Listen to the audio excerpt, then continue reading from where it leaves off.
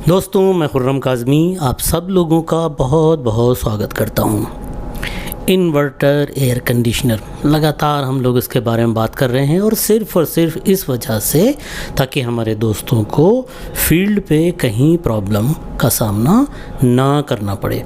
तो जितनी पॉसिबिलिटीज़ हैं टेस्टिंग की वो सब हम आपके साथ एक के बाद एक डिस्कस कर रहे हैं। तो यहाँ पे एक इन्वर्टर एयर कंडीशनर वर्किंग में है। ये सामने आपको आउटडोर की पीसीबी दिख रही है। इसमें आपको कुछ लाइट्स दिखेंगी, बहुत मिनिएचर छोटी लाइट होती हैं। जब ये ऑन होंगी तो ही विजिबल होंगी। तो यहाँ पे एक रेड लाइट दिख रही है, डिफरेंट हो सकती हैं, बट आपको इस मॉडल में अगर हम बताएं तो यहाँ पे ये एक ग्रीन लाइट दिख रही है। ये ग्रीन लाइट ब्लिंक कर रही है, मीन्स मशीन मेरी ठीक चल रही है।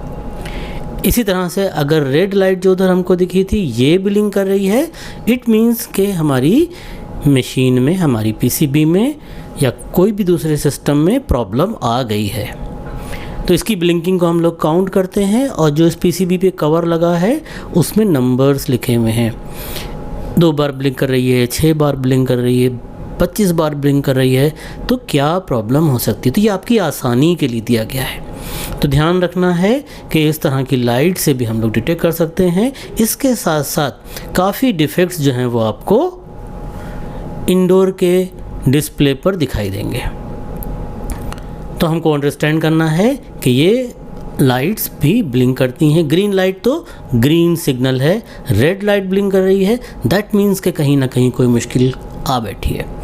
जैसे हमने कि सेंसर का कनेक्शन निकाल दिया है तो क्या होने वाला है, 20 सेकंड तक एनालिसिस करता है प्रोसेसर। उसके बाद ये लाइट ब्लिंक करना शुरू हो जाती है। अब इसको काउंट करेंगे, नंबर्स हम काउंट करेंगे 1 2 3 4 5 6 7 8 9 10 11 11 टाइम्स 2-3 बार ये ब्लिंक करती रहेगी। अगर कुछ गलती हुई है तो हम लोग देख सकते हैं। क्या दिखा रहा है, 11 टाइम्स ब्लिंक कर रही है। अंदर F8 आ रहा होगा, अगर हम लोग अंदर जाके देखेंगे तो F8 आ रहा होगा। मीन्स ODU में, आउटडोर यूनिट में एम्बिएंट टेम्परेचर सेंसर को निकाला गया है या डिसकनेक्ट हो गया है या ओपन हो गया है, चूहे ने काट दिया है, गिलहरी ने काट दिया है। तो ये आपको वहाँ पे बहुत क्लैरिटी के साथ में पता लगने वाला है। तो हमें इन सब चीज़ों की इन्फॉर्मेशन होगी तो बेवजह में हम फंसेंगे नहीं।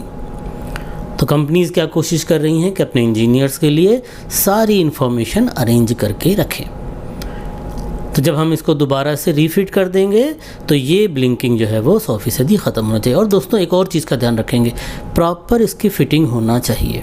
इसमें मॉइस्चर चला जाता है, इसमें फंगस आ जाता है, अंदर के जो लेग्स हैं वो ग्रीनिश हो जाते हैं, ब्राउनिश हो जाते हैं। दैट मीन्स कि ये प्रॉपर काम नहीं करेगा। तो जब भी इसको आप फिट करें, लॉकिंग होती है इसमें, कन्फर्म कर लें कि लॉक इसमें लग गया है। और हमेशा इसको प्लास्टिक पकड़ के ही बाहर निकालें। वायर पकड़ के अगर आप बाहर निकालेंगे, वायर की तरफ से खींचेंगे तो वायर के टूट जाने का पूरा चांस है, क्योंकि बहुत कमज़ोर होते हैं ये। सिर्फ डेटा ट्रांसफ़र होता है इसमें, सिर्फ एनालिसिस करते हैं कि बाहर क्या हो रहा है। तो थोड़ा केयरफुली अगर हम करेंगे तो परेशानी का सामना। अब देखिए ये लाइट की ब्लिंकिंग ख़त्म हो जाने वाली है। ग्रीन लाइट तो ब्लिंक करती रहेगी क्योंकि ये इन्फॉर्मेशन अब दे रही है कि ऑल इज़ वेल। तो समझ के थोड़ा सा इत्मीनान से, जल्दीबाजी में नहीं, हम लोग इन्वर्टर एसी को चेक करेंगे। और यहाँ पे हमको दिख रहा है एक रिएक्टर। काम क्या है इसका, कि जो भी हमारे ब्रिज रेक्टिफायर ने डीसी में कन्वर्जन किया है एसी का, उसमें रिपल्स ना पैदा हों, उसमें झंझनाहट ना हो, उसमें साउंड, टेक्निकल नॉइज़ कहलाती है, वो ना हो, मतलब स्मूथ हो जाए डीसी, उसके लिए ये इस्तेमाल किया जाता है। तो कई बार ये आपको अलग से दिखेगा, कई बार ये पीसीबी पर ही डिज़ाइन कर दिया जाता है। ये हमारा कंप्रेसर है। कंप्रेसर को एक जैकेट से कवर किया जाता है। ये जैकेट नॉइज़ को भी रिड्यूस करती है, कंप्रेसर को कूल भी रखती है, क्योंकि जो रिटर्न से कूलिंग आ रही है वो कहीं वेस्ट ना हो, इसलिए वो काम भी करती है ये। तो यहाँ पे ये जैक कंप्रेसर को जा रहा है, ये UVW लेके जा रहा है। यहाँ पे आपको ये 4 तार दिख रहे हैं, इसमें फेस है, न्यूट्रल है, सिग्नल है और अर्थ। अर्थ बहुत इम्पॉर्टेंट रोल प्ले करता है। अब अर्थिंग घर में नहीं है, पूरे मोहल्ले में नहीं है, पूरे शहर में नहीं है, इस पीसीबी को तो नहीं पता। अर्थ नहीं है तो प्रॉब्लम आ सकती है।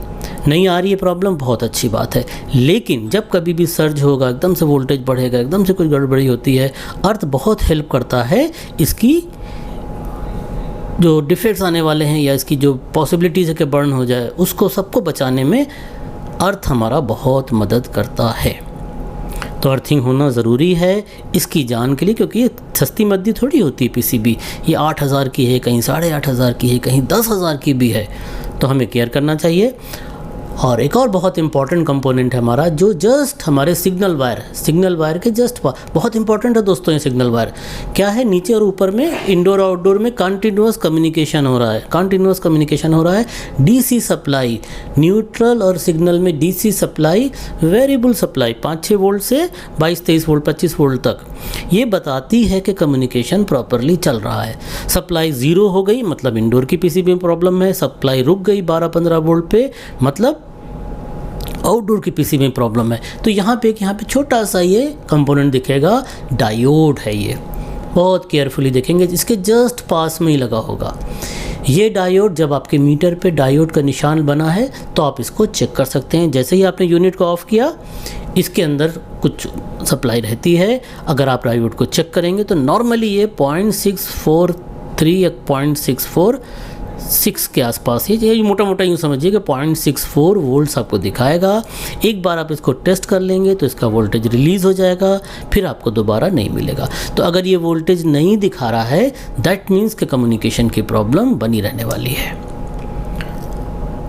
दोस्तों हम लोग पूरी बात करेंगे, हो सकता है वीडियो थोड़ा बड़ा हो जाए तो परेशान मत होइएगा, एंड तक देखिएगा ताकि चीज़ों को हम समझ सकें। अभी क्या हुआ, बारिश हो गई। अब एक नॉर्मल एयर कंडीशनर होता अपना फुल एम्पियर पे चलता रहता, लेकिन इसने क्या किया कि जैसे ही टेम्परेचर 24-23, 24-25 के आसपास पहुंचा, हम लोग ये ऑफ़ होने वाली कंडीशन में आ गया था। ऑफ़ भी होता है तो हम लोगों ने थोड़ा सा इसका टेम्परेचर डाउन किया। लेकिन पता क्या है इसको, क्योंकि यहाँ 3 सेंसर लगे हैं, ये सेंसर कंटिन्यूसली जज कर रहे हैं चीज़ों को कि क्या हो रहा है। तो यहाँ पे एम्पियर हमको बहुत कम मिलने वाले हैं। 1.5 टन का एसी है, आप देखिए एम्पियर कितने होते हैं। ये हमने इसको एक वायर में लगा दिया, एम्पियर पे सेट करके। वाओ, ये तो फ्रिज के पुराने रेफ्रिजरेटर के बराबर में ये ले रहा है करंट, 1.6, मतलब करीब करीब ये 200-250-300 वाट के ऊपर रन कर रहा है। तो इस तरह से छोटी छोटी चीज़ें आपको अंडरस्टैंड कराएंगी, आपको समझ में आएंगी, तो आपको इजी हो जाएगा चेक करना।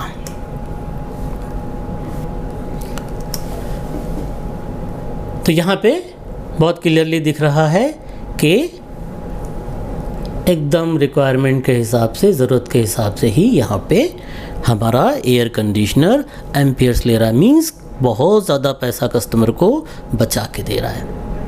तो जैसे जैसे मौसम में तब्दीलियाँ आएंगी, अभी यही गर्मी हो जाएगी तो एम्पियर ये बढ़ के हो सकता है 6 हो जाए, 7.5 6 हो जाए, 7 हो जाए, या अगर हमने रूम बड़ा है और एसी छोटा लगा दिया है तो भी एम्पियर बढ़ जाएंगे। तो दोस्तों बहुत ज़रूरी है कि हम जब कभी भी एसी इंस्टॉल कर रहे हैं और इन्वर्टर एसी है और पैसा बचाने के लिए हमने ज़्यादा पैसा डाला है एसी में, तो क्या केयर करना है, एसी के हिसाब से ही कमरे का साइज हो। आइए कुछ स्पेशल चीज़ें चेक करते हैं। यहाँ पे न्यूट्रल और लाइन में देखा जा रहा है 258-260 वोल्टेज के आसपास आ रहा है, थोड़ा ज़्यादा है लेकिन अभी कंट्रोल कर लेता है। सेम वोल्टेज आपको न्यूट्रल और फेस और सिग्नल में मिलेगा, लाइन और सिग्नल में सेम, न्यूट्रल नहीं, न्यूट्रल और लाइन जो मिल रही थी वही लाइन और सिग्नल में मिलने वाला है voltage, ditto same voltage. Neutral और सिग्नल में अब मीटर को हमें डीसी पे करना पड़ेगा। ये डीसी पे किया मीटर, अब यहाँ पे वेरिएबल वोल्टेज दिखेगा, कंटिन्यूसली तेज़ी से चलता हुआ, वही 4-5 वोल्ट से लेके 20-22 वोल्ट तक, क्योंकि इनपुट बढ़ा हुआ है, थोड़ा सा इसमें वेरिएशन आ जाने वाला है।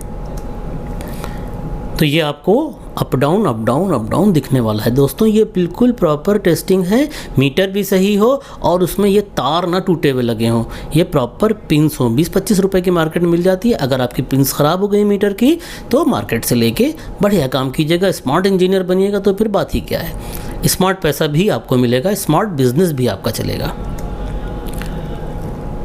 तो सिग्नल और न्यूट्रल डीसी देखेंगे, वेरिएबल होगा। अब यही 0-0 हो जाएगा, इंडोर पीसीबी पे प्रॉब्लम है, फिर भी चेक कर लेंगे उसे। अभी एक जगह पे 18-20 पर रुक जाएगा, आउटडोर पीसीबी में प्रॉब्लम है, फिर भी हम उसको चेक करेंगे प्रॉपर वे में। और ये मूव करता रहेगा तो मज़े से कम्युनिकेशन नीचे वाला ऊपर वाले से बात कर रहा है, इंडोर यूनिट आउटडोर यूनिट से बातचीत कर रहा है। तो हमें बहुत क्लैरिटी के साथ अब कुछ पता होना चाहिए। आइए हम लोग कंप्रेसर को चेक करते हैं। इसमें हम लोगों का एक वीडियो अलग से है, अभी बहुत ज़्यादा बात नहीं करेंगे, जिसमें हम 3 बल्ब्स की मदद से चेक करते हैं इसे। तो वो आप देख सकते हैं, 3 बल्ब की मदद से हम इसकी वर्किंग चेक करते हैं कि मेरा कंप्रेसर ख़राब है, कि मेरा ODU का पीसीबी ख़राब है। अभी यहाँ पे तो हम सिंपल कंप्रेसर चेक करते हैं और UVW का रेजिस्टेंस इसमें अब रनिंग स्टार्टिंग कॉमन तो है नहीं, UVW है। तो हम लोग क्या करेंगे, रेजिस्टेंस पे कर लेंगे मीटर को अपने और हम इसको आहिस्ता से रेजिस्टेंस इसका चेक करेंगे।